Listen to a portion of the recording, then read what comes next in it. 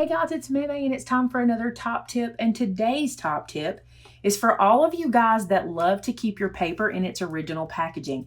I know a lot of my viewers keep their paper in its original packaging and hang this for storage instead of having it on a shelf or in a box. They still hang them. Matter of fact, for a long time I did that. Let me show you a tip for getting the paper in and out of the package without this little adhesive strip getting in your way. Now this is not new or groundbreaking. I've seen lots of people do this, but the thing I'm going to show you today that makes it a little different is the tool I'm going to use. So I've taken my paper out, which smells divine by the way. I've taken my paper out right here and I want to put it back in. A lot of times when you try to put it back in like this, that little sticky adhesive will catch you and make you tear the bag. Now, I have a couple of ways to show you how to do this. Today I'm going to show you this way. You can take your ruler and you can lay it on the edge and stick it down to this sticky spot, okay? And then you can put your paper back in it so much easier. So that sticks to the little sticky spot and you take your paper. Matter of fact, I'm going to start with this guy and you just lay that in there like that. That's the little title sheet.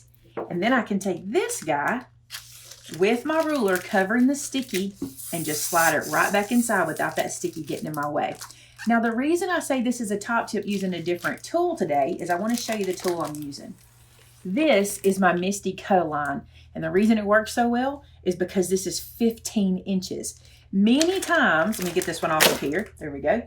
Many times when I try to use my Tim Holtz ruler for this or my 12-inch ruler, I have a little bit of adhesive sticking out the edge and it doesn't work quite the same. It still works, but I have to be mindful of that little bit. So if you have the Cut-A-Line, it's perfect for this. It also works with your ruler. Let me show you one other way you can do this. Now, I don't know if I can show it really well on camera because it may be a little harder. I'm gonna leave that piece in there.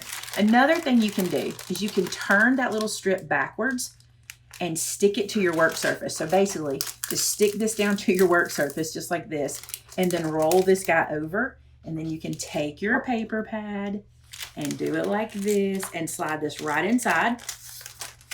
And that is a great way as well. I probably should have taken that whole piece out. That's a great way to do that also. Sometimes it comes loose, not a big deal. You've already got it all the way in there by then.